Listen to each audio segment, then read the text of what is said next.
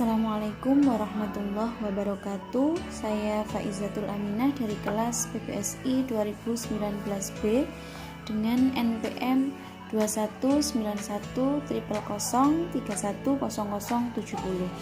Di sini saya akan menjelaskan sedikit tentang posisi sastra lisan dalam folklore dan identifikasi sastra Nusantara di Desa Ngembal, Kecamatan Wajak, Kabupaten Malang. Nah, yang pertama di sini saya akan menjelaskan tentang latar belakang. Yang pertama yang akan saya jelaskan yaitu latar belakang sastra lisan. Sastra lisan itu merupakan bagian dari kebudayaan yang tumbuh dan berkembang di tengah-tengah masyarakat pemiliknya sebagai milik bersama yang isinya mengenai berbagai peristiwa atau kebudayaan masyarakat. Bahwasanya sastra lisan itu bagian dari folklore. Nah, setiap daerah itu pasti memiliki kebudayaan tersendiri, yang mana kebudayaan tersebut adalah ciri khas dari daerah tersebut.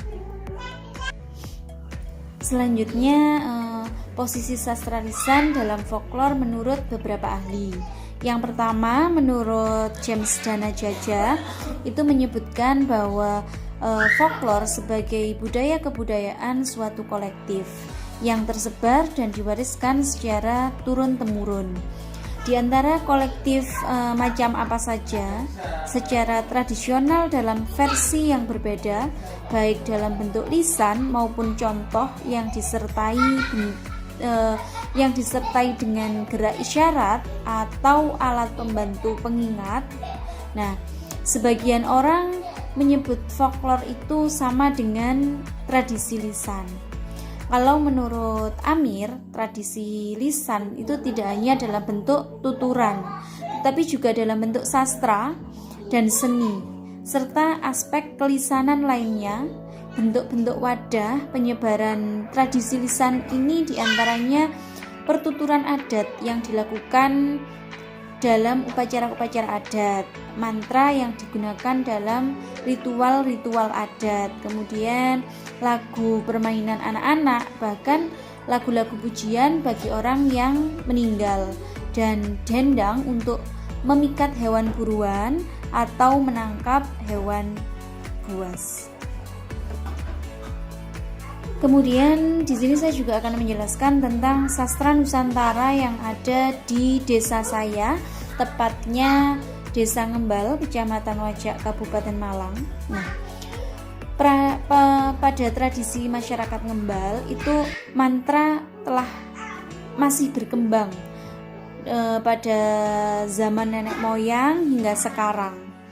Nah, menurut Ahmadi dalam buku Bahadur dan Ediono tahun 2017 halaman 26 itu bahwa mantra itu merupakan bagian dari magis yang memiliki tujuan. Di sana ada 3 tujuan. Yang pertama tujuan produktif, yang mana bertujuan menghasilkan, menambah kemakmuran dan kebahagiaan seseorang. Yang kedua tujuan protektif, yang mana tujuan ini melindungi sesuatu dari hal-hal yang berbahaya atau merugikan.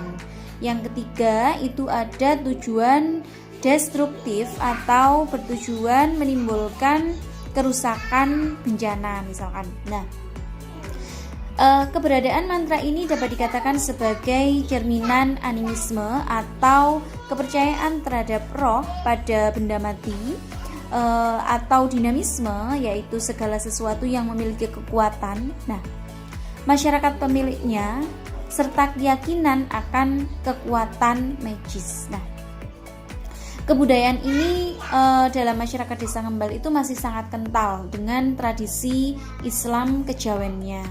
Nah, salah satunya yaitu yang masih berkembang sampai sekarang itu mantra ujub. Misalkan pada peringatan hari besar itu terdapat 2 orang yang dipercaya untuk memimpin jalannya peringatan. Nah, orang pertama di situ bertugas sebagai imam, yang mana dia itu mengatur jalannya acara secara Islam, atau bisa disebut dengan imam tahlilan. Nah, dan orang yang kedua ini bertugas sebagai tetua yang mengatur jalannya acara berdasarkan adat Jawa. Nah, tetua atau sesepuh di sini itu mengucapkan mantra yang disebut dengan ujub untuk mengikrarkan berkat setelah imam pertama menyelesaikan tugasnya. Jadi setelah imam itu membacakan tahlil, itu kemudian diselingi, bukan diselingi ya. Kemudian peringatan mantra ujub-ujub itu diawali dengan yang namanya doa ikrar, atau dalam Jawa itu disebut dengan donga ikrar. Nah, donga ikrar itu adalah mantra berbahasa Jawa yang dipimpin oleh sesepuh, kemudian dilanjutkan doa bersama secara Islam yang dipimpin oleh ulama setempat. Nah, kenapa mantra ujub itu tetap dilestarikan sampai saat ini? Karena mereka percaya bahwa mantra tersebut memiliki berbagai fungsi. Di antaranya yaitu untuk mempererat tali persaudaraan, terus untuk memanjatkan atau menghaturkan rasa syukur kita terhadap Allah yang telah memberikan segala kenikmatan untuk hambanya. Nah, selain itu juga sebagai media interaksi antara makhluk hidup dengan Tuhannya, dan sebagai kearifan lokal juga. Nah, mantra tersebut dilestarikan sebagai wujud menghargai tradisi warisan dari nenek moyang yang membabat alas di tanah desa ini, tepatnya Desa Ngembal, Kecamatan Wajak, Kabupaten Malang. Mungkin cukup itu yang bisa saya jelaskan. Apabila ada salah kata, baik disengaja maupun tidak, saya mohon maaf yang sebesar-besarnya. Saya akhiri, wassalamualaikum warahmatullahi wabarakatuh.